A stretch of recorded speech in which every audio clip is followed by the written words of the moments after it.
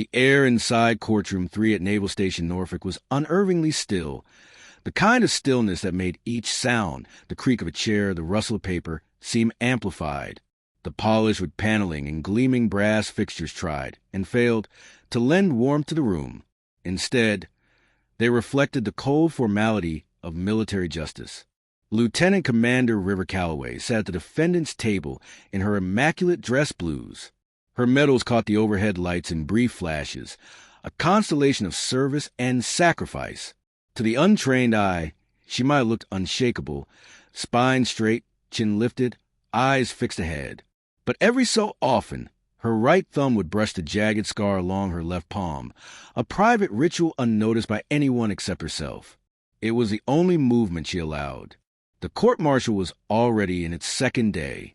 On the large monitors mounted around the room, the prosecution's evidence played in clinical, grayscale precision, satellite footage of a remote compound, thermal silhouettes moving through narrow corridors, and radio chatter laced with urgency.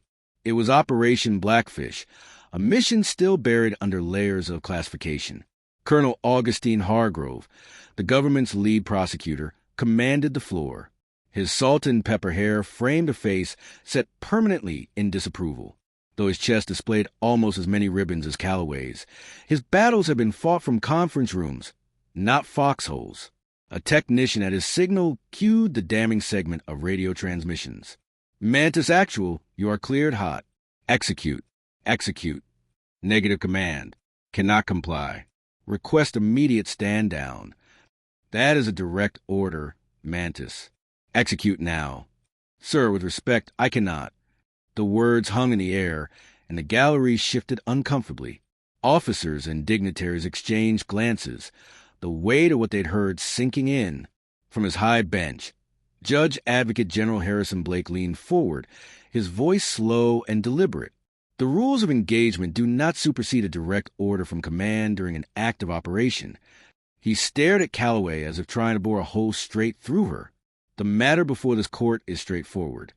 Major Alia Winfield, Calloway's defense counsel, rose from her seat, tall and composed, her uniform crisp enough to slice paper. She spoke with a quiet force. The defense maintains that Commander Calloway acted within her authority as team leader when faced with actionable intelligence of civilian presence. The context of her service record. Denied! Blake cut her off. This court will not entertain prior deployments. We will focus solely on April 18th and the events of Operation Blackfish. Winfield didn't flinch, but Calloway caught the faint tightening of her jaw. The judge's ruling was a strategic blow. Without the full service history, Winfield couldn't paint a portrait of a commander whose instincts had saved lives countless times. Calloway's gaze drifted, scanning the gallery. Midway back, a young woman in civilian clothes scribbled furiously into a notepad. Something about her presence tugged at Calloway's memory, though she couldn't place where they'd met. Their eyes met briefly before the aide looked down again, her pen moving even faster. The day's testimony closed with Calloway's commanding officer. His words were a careful balance, acknowledging her exceptional leadership, while also noting a pattern of questioning orders in recent months. That last part wasn't a compliment. As the courtroom emptied, Calloway remained seated, watching Admiral Thaddeus Northcroft lean toward a civilian in a gray suit. Their conversation was quiet, deliberate, and ended with both slipping out a side door instead of the main exit. Winfield gathered her papers with quick, clip motions. They're boxing us in, Commander. Without your record, it's our word against theirs. It wouldn't matter, Calloway said, her voice low and flat. Some things aren't in those records anyway. Winfield looked up. Care to elaborate? Calloway adjusted her jacket, rising to leave. No, some ghosts should stay buried, Major. The next morning brought no relief. The sterile order of the courtroom seemed almost hostile now. The prosecution continued its methodical case, calling technical experts who outlined the mission's parameters with mechanical precision. They spoke of thermal imaging, encrypted communications, and risk assessments. Calloway listened without expression, only leaning forward when a junior intelligence officer reluctantly admitted under cross-examination that the civilian presence had been noted in the pre-mission briefing. and that this warning had been downgraded in priority before reaching the final order. By the end of the day, the atmosphere had shifted. The detachment of the early proceedings was gone, replaced by a subtle but growing hostility. New faces filled the gallery. Senior officers who hadn't bothered to attend before, their presence alone a silent verdict. Judge Blake returned to his rulings with sharp efficiency. He denied the defense's request for character witnesses from Calloway's former units, citing operational security.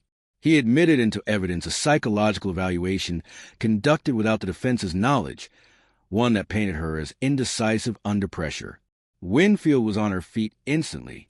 Your Honor, that assessment contradicts 15 years of documented evaluations. It is admissible, Blake said firmly, his gavel cutting her off. Proceed, Colonel Hargrove. Hargrove approached the witness stand, a manila folder in hand. The prosecution calls Lieutenant Commander River Calloway. The room seemed to lean in as she took the stand. Her oath was delivered without hesitation, her gaze steady. If she felt any weight from the accusations, it didn't reach her posture. Hargrove began with her career, training, deployments, commendations, before pivoting. Commander, would you describe yourself as risk-averse? I would describe myself as risk-appropriate, Colonel. And yet, he said, producing the psychological evaluation, Captain Warren's findings suggest you suffer from decision paralysis in high-stakes situations. Is that accurate? It is not. The questions grew sharper. Why refuse a direct order? Did she feel overwhelmed by command? Did her female sensibilities make her hesitate? Winfield objected to the sexism, but Blake allowed it, calling her decision-making central to the case. Calloway's voice never wavered. My sensibilities have kept teams alive through 3 wars, Colonel. My gender has never been relevant. Then why defy your chain of command? The operational picture changed. Intelligence suggested civilians in the target building. Proceeding would have violated both ROE and the Geneva Convention. The examination dragged on, probing for cracks. When she tried to reference an earlier operation as precedent, Blake shut her down immediately. With the day nearly over, Hargrove delivered his final thrust. If not paralysis, Commander, how do you explain your refusal that night? Moral clarity, she answered without hesitation. The colonel repeated it, almost scoffing. Above mission objectives? Above your superiors. Some lines, Calloway said evenly, should never be crossed, regardless of who gives the order. When she stepped down, Blake's verdict was more than judicial. It was personal. You're not exceptional, Commander. You're exceptionally weak. The room went still. In the back row, the young civilian aide was no longer writing. She was watching Calloway intently, as if waiting for something. And as Calloway returned to her seat, her eyes caught a detail on Blake's desk. A partially hidden folder stamped eyes only, marked with a symbol she hadn't seen in years. It shouldn't have been there at all. By the 3rd morning, the courtroom felt like a trap that had been tightening by the hour. The scent of polished wood and coffee from the officers' lounge clung to the air, mixing with a faint metallic tang from the brass railings. The gallery, once half filled with curious onlookers, was now crowded with senior officers and decorated veterans. Their uniforms were heavy with ribbons, but their expressions were cold. Silent jurors who had already decided she was guilty.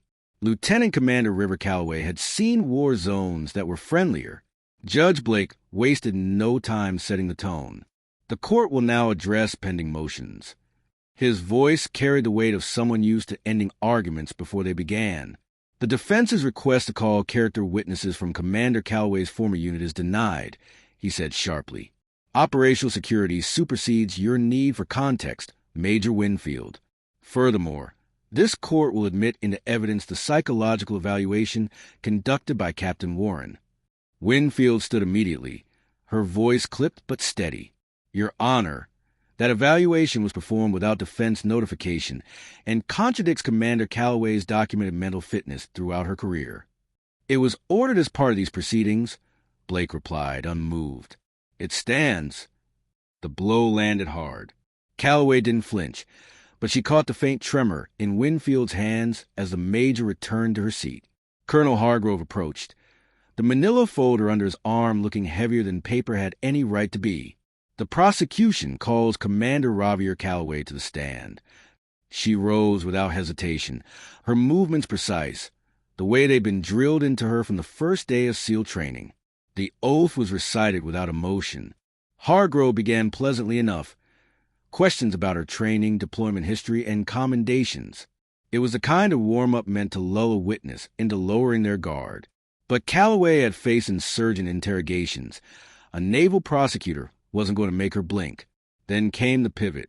"Commander, would you say you avoid taking risks?" "I would say I take the right risks," she replied evenly. "And yet," Hargrove said, flipping open the evaluation, "Captain Warren's findings suggest you experience hesitation during high-stakes operations. Decision paralysis. Would you dispute that?" "I would." Hargrove began pacing, circling the witness stand like a predator. "Your team was selected for Operation Blackfish precisely because it demanded decisive leadership. Did you feel overwhelmed by the responsibility?" "No." "Then explain to this court why you thought you knew better than your entire chain of command." Calloway's voice carried no apology. New intelligence suggested civilians in the target zone.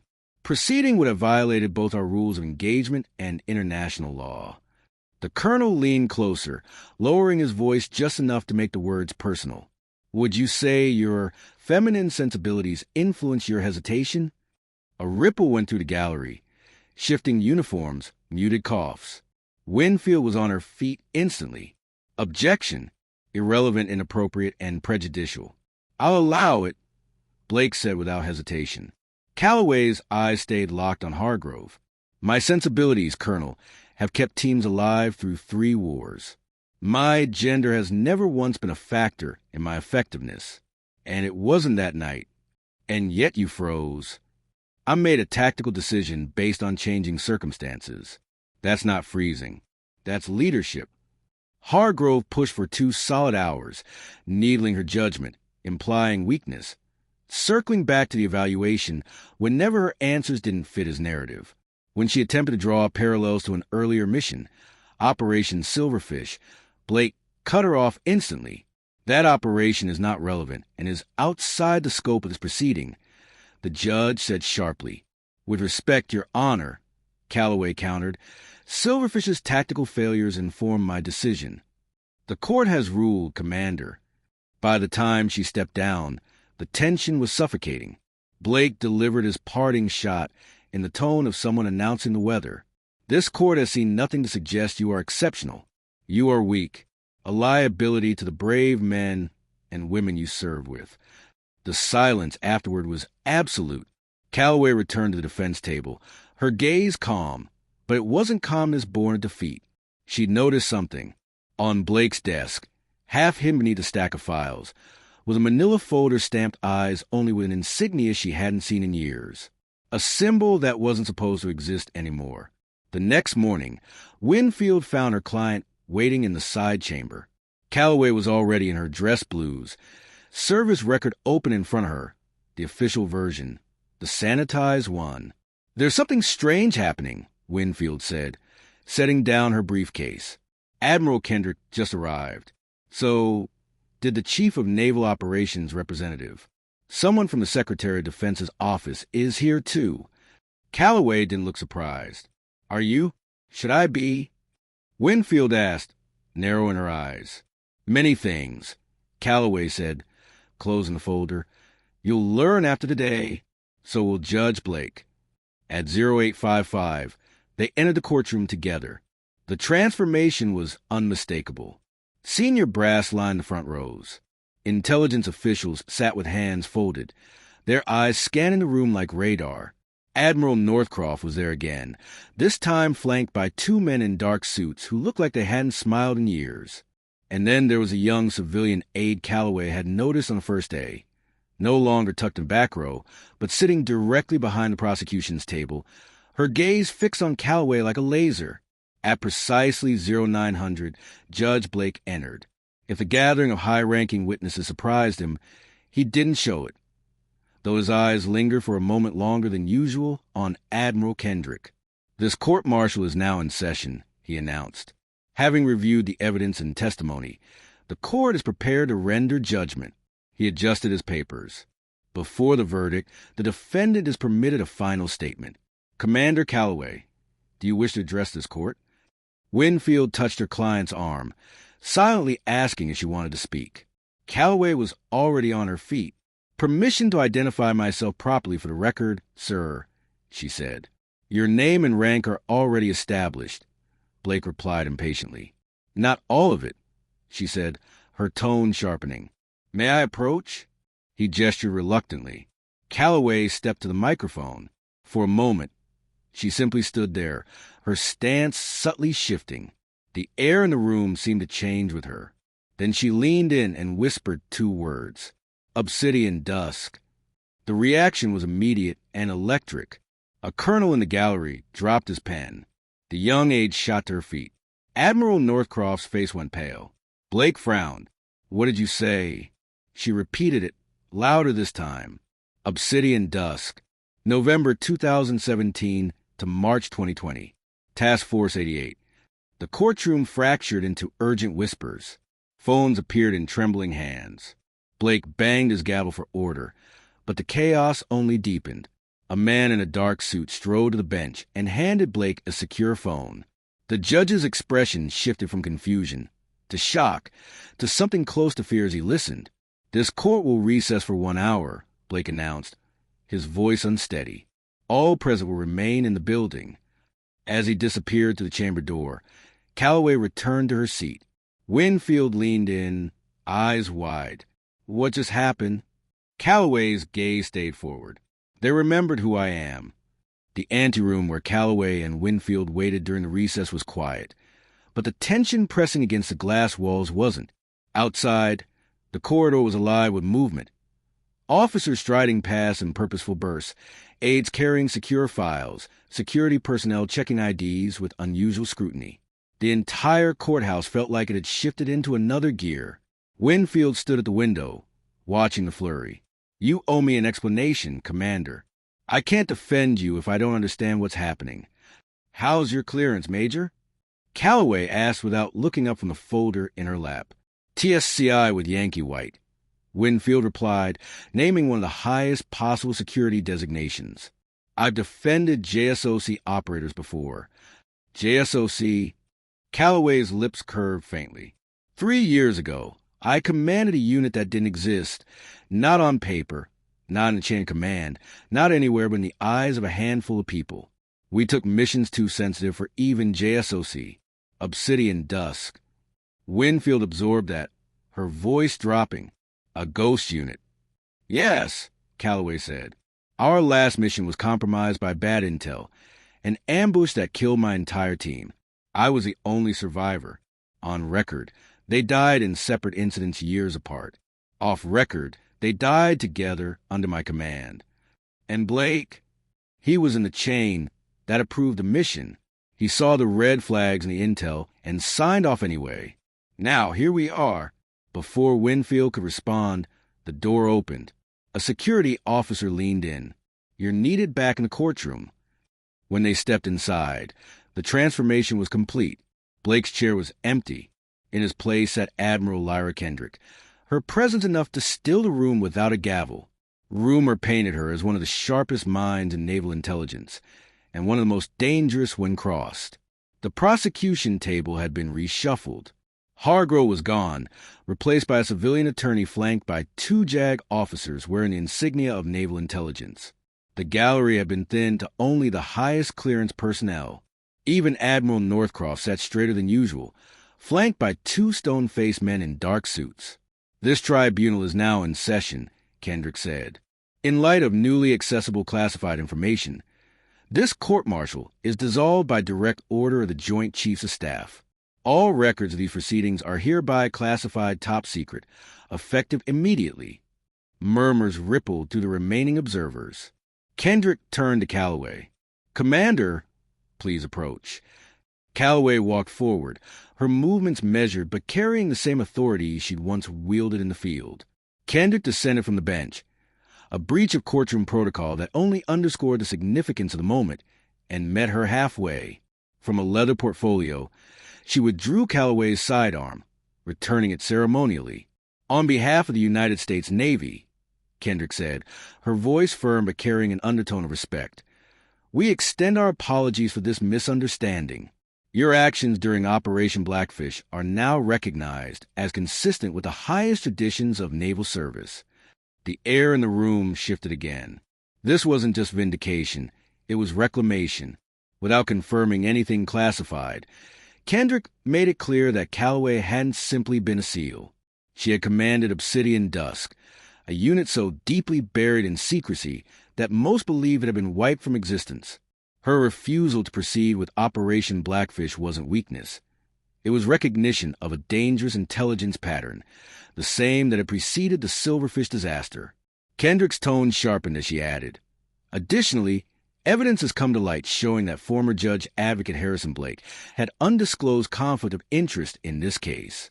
His prior involvement in approving operations relevant to the commander's decision-making renders his oversight here untenable." Calloway stood at attention, but Winfield, watching from the defense table, saw the faintest loosening in her client's shoulders. "You are released from these proceedings, Commander," Kendrick concluded. "Report to my office at 0800 tomorrow for reassignment." The gavel, symbolic at best in this kind of proceeding, came down softly. The matter was over. As the courtroom emptied, Winfield approached her client, still processing what had just unfolded. Reassignment? After all this? Calloway's eyes tracked Blake in the distance, escorted out by naval security officers. His career, like his expression, was finished.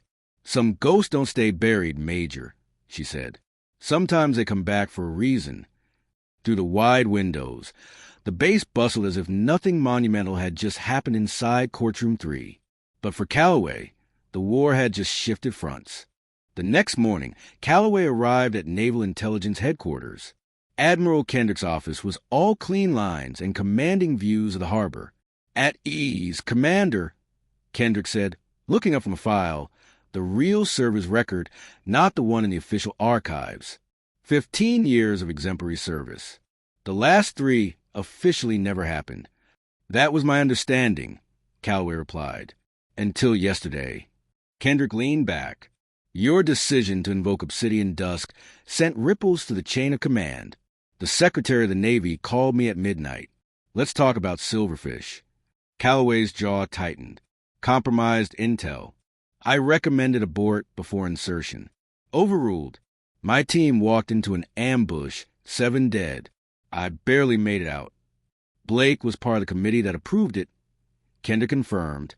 "And last month, when you saw the same intel pattern before Blackfish, you refused the order. He had every reason to bury you." Calloway didn't look away. "And now," Kendrick opened a desk drawer, pulling out 3 folders. "Now you have options. The first, honorable discharge, full benefits, a clean record. The second, reassignment as an instructor, shaping the next generation of operators. The third," Kendrick placed an unmarked folder on the desk, "return to active operational status. New command, direct Pentagon oversight. Emmy, no committees, no deniability." Calloway looked at the folder, but didn't open it. "I'll need to think about it." "You have until 0900 tomorrow," Kendrick said. That afternoon, Calloway walked through Arlington National Cemetery, the weight of her medals replaced by the heavier weight of memory. She stopped before 7 headstones, each bearing the name of a man whose real death date was classified. Her team. From her pocket, she placed a stone on each grave, a ritual of remembrance. Admiral Kendrick appeared beside her, civilian clothes softening her silhouette. "Have you decided?" "I'll take the third option," Calloway said. "With conditions. I pick my own team. I answer only to you. And their families get the benefits they earned, not the cover story." Kendrick considered it, then nodded. "Agreed." They stood in silence as the sun slipped lower, the marble markers casting long shadows. "What do we call this new unit?" Kendrick asked. "That's my first assignment?" Kendrick smiled faintly. "Choose a name no one remembers until they need to." The next morning, the early light over the harbor caught on the windows of Naval Intelligence Headquarters. casting fractured reflections across the glass. Inside, the corridors were quieter than the previous day's chaos, but the air carried a new weight, the kind that followed classified revelations. At precisely 0800, Commander River Calloway entered Admiral Lyra Kendrick's office. The space was a study in calculated authority. Polished walnut desk, floor-to-ceiling windows framing the bay, and a single-frame black-and-white photograph of an unnamed unit. Faces blurred and names absent.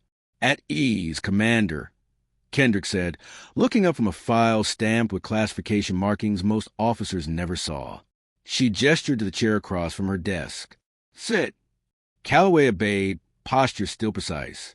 Between them lay a leather portfolio, the kind that never left the building. Kendrick tapped it lightly. "I've reviewed your full service record," she said. "The real one. 15 years of operational excellence. The last 3 officially erased." "That was the agreement," Calloway replied. "Until yesterday," Kendrick said, leaning back, "you decided to speak the words obsidian dusk in open court. That wasn't just bold, it was seismic. You sent shockwaves through the chain of command. The Secretary of the Navy called me at midnight." Calloway's expression remained neutral. She wasn't here to bask in political ripples.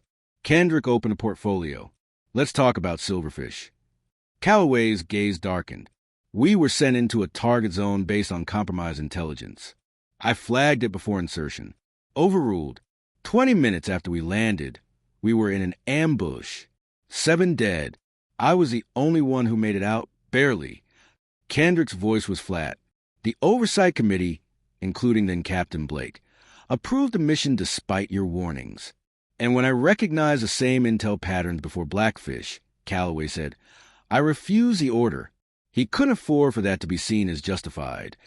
"Exactly," Kendrick said, "which brings us here." She opened a desk drawer and withdrew 3 folders, each one crisp, labeled in black ink. She set the first down. Option 1, honorable discharge. Full pension, full benefits. Record amended to reflect commendations, with all classified operations sealed permanently. She placed the second folder beside it. Option 2, reassignment to Naval Special Warfare Development Group. You'd serve as a tactics and strategy instructor. No field work. You'd shape the next generation, pass on what you've learned. Then she set the third folder apart from the others. It was unmarked. Option 3, return to active operational status. New unit, direct Pentagon oversight. No committees, no layers of deniability. You answer only to me. Calloway glanced at the unmarked folder, but didn't reach for it. "Who else knows about this?" "No one who doesn't need to," Kendrick said. "If you take it, you choose your own team within security limits, and you'll have the resources you never had before." "I'll need time," Calloway said. "You have until 0900 tomorrow," Kendrick replied. "After that, the decision is made for you." That afternoon, Calloway left the base in civilian clothes and drove to Arlington National Cemetery. The August light was soft, filtering through rows of white headstones like lines on a map.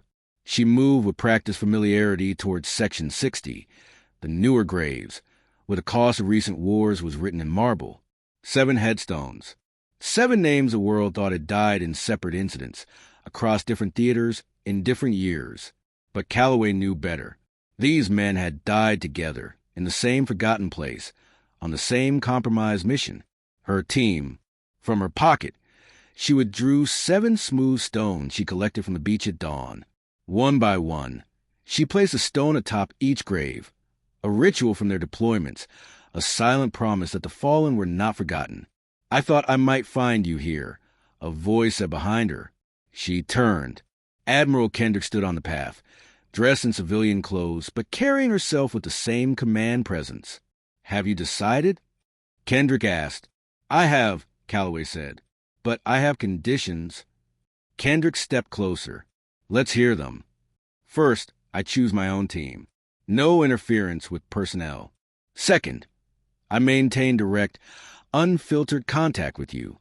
No intermediaries. And third, the families of these men get the full benefits they earned. Not the cover story benefits. Everything."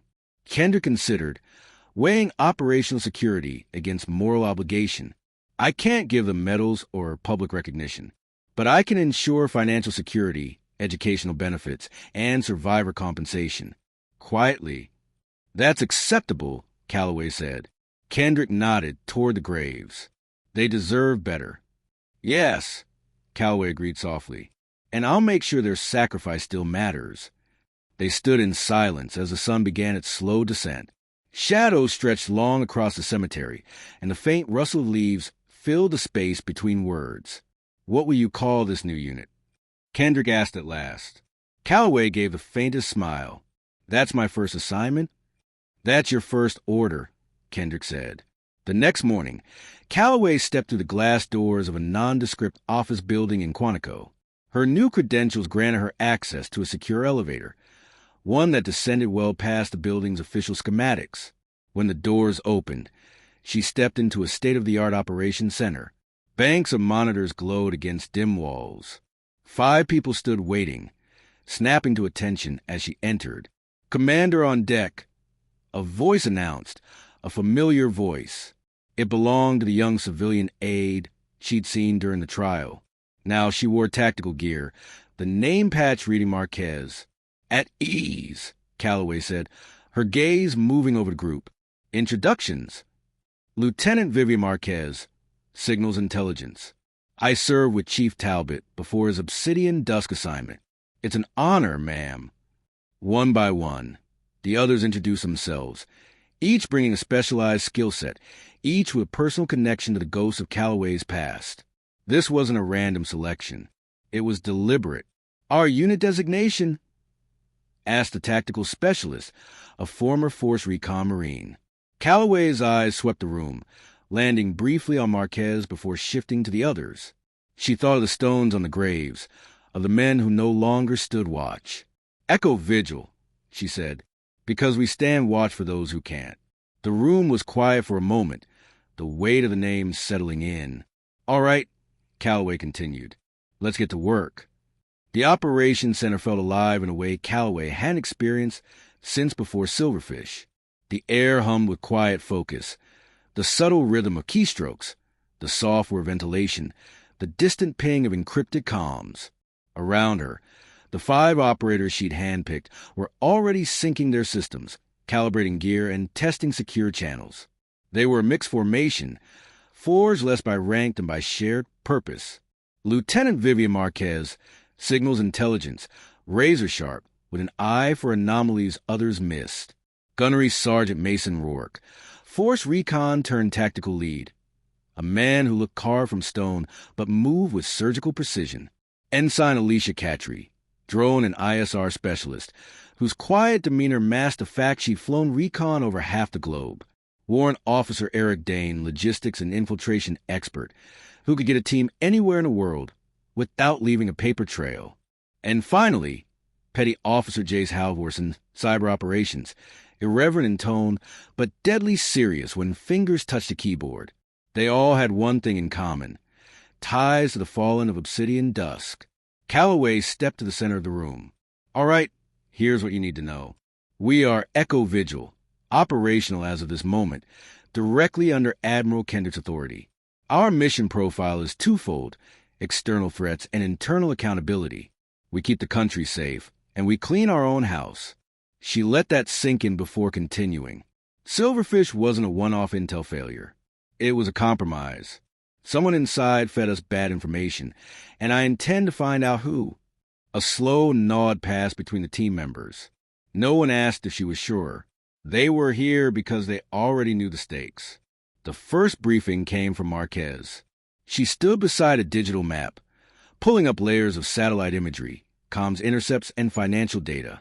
3 weeks before Silverfish, she said, "We see the same comm pattern we just spotted again, same encryption signature, routed through 3 known black sites. In both cases, it appears right before a mission is greenlit." Calloway folded her arms. So, whoever planted the bad intel, then is trying again now. Looks that way, Marquez confirmed. And this time, the target is in Eastern Europe. High-density civilian presence. Heavy media footprint. If the mission gets approved and goes wrong, They get the headlines they want, Calloway finished. Katri spoke up from her console. Local surveillance feeds show unusual movement near the target zone. Mercenary types, but clean IDs. I'm betting they're not locals. Rourke leaned over the table. If we go in, it's got to be fast and silent. No boots-in-the-street optics. Calloway listened, the rhythm of tactical discussion sparking muscle memory she'd thought buried. This was how a team operated. Not by blindly following orders, but by dissecting every angle before committing. All right, she said finally. We're not running this like a sanctioned op. We shadow it. Gather proof before the official green light. If we're right, we stop it before it starts. If we're wrong, we never existed. Dane finished. By nightfall, the plan was in motion. Dane had their travel path locked down. A sequence of charter flights, ground hops, and a final leg that would leave no official footprint. Halvorsen had wormed into the local telecom infrastructure, laying the groundwork for a total comms blackout if needed. Calloway took a moment alone in the gear room. The scent of oil, metal, and ballistic nylon was familiar, almost comforting. She ran a hand along the edge of her rifle before locking it into its case. Gear was simple. People were complicated. Missions even more so. In the quiet, her mind drifted. To the 7 headstones at Arlington, to the ambush site in the desert, to the folder on Blake's desk with that forbidden insignia. She could almost hear the voices of her old team, each one a thread in the fabric of her memory. They didn't judge. They didn't question. They simply stood with her, as they always had. The insertion into Eastern Europe was clean. By the time they reached their vantage point overlooking the target zone, an industrial complex surrounded by decaying warehouses, the rest of the city had no idea anyone had arrived. Through her scope, Calloway watched as unmarked vans rolled into the compound. Men emerged, heavily armed but wearing civilian clothing. No insignia. No flags. Marquez's voice came over comms. Confirmed. Same encryption chatter as Silverfish. They're prepping something, and they're on a clock. Katri's drone feed showed crates being unloaded. Calloway zoomed in, caught the stencil markings on the side. Markings that matched a shipment routed through a relief organization flagged by intelligence months earlier. Someone's building a false flag, Calloway said, and they want us to take the blame. Rourke's voice was steady. Orders? Document everything, she replied. We take it to Kendrick before the op gets greenlit. If we go in guns up now, we risk triggering exactly what they want. For the next 2 hours, they gather proof. Faces, serial numbers, shipment logs, all fed in real time to a secure channel only Kendrick could access. Finally, Marquez's voice crackled with urgency. Commander, I just intercepted a priority transmission. The mission's been approved stateside. SEAL Team 6 is wheels up in 4 hours. The words hit like a punch. It was Silverfish all over again. Calloway didn't hesitate. Pull the trigger on blackout. Now. Halvorsen grinned grimly. With pleasure. Seconds later, the compound's lights flickered and died. Comms went dead, and every camera feed in a 5-block radius froze. Move, Calloway ordered. Rourke led the breach, silent, surgical, taking down sentries with suppressed fire. Katri provided overwatch on the rooftop, while Marquez and Dane slipped inside to secure the intel servers. It was over in minutes. By the time local authorities arrived, tipped off by anonymous sources, the compound was empty, the mercenaries vanished, and every scrap of incriminating evidence was safely in Echo Vigil's hands. Back in Quantico, Admiral Kendrick listened in silence as Calloway laid out the op. When she finished, Kendrick closed the folder in front of her. You stopped another Silverfish, she said, and you confirmed there's someone inside our own command structure pushing these compromised missions. Calloway nodded. We'll find them. Kendrick's gaze sharpened. You've already started. And Commander, this is only going to get messier from here. Calloway allowed herself the faintest of smiles. Good. Messy is where ghosts do their best work. That night, long after the rest of the team had left the operations center, Calloway stood alone, looking at the name Echo Vigil stenciled on the wall. She thought of the men whose watch she now carried forward. The conspiracy was larger than Blake, larger than Silverfish. But now she had the authority, the team, and the will to take it apart piece by piece. In the shadows, the fight had only just begun,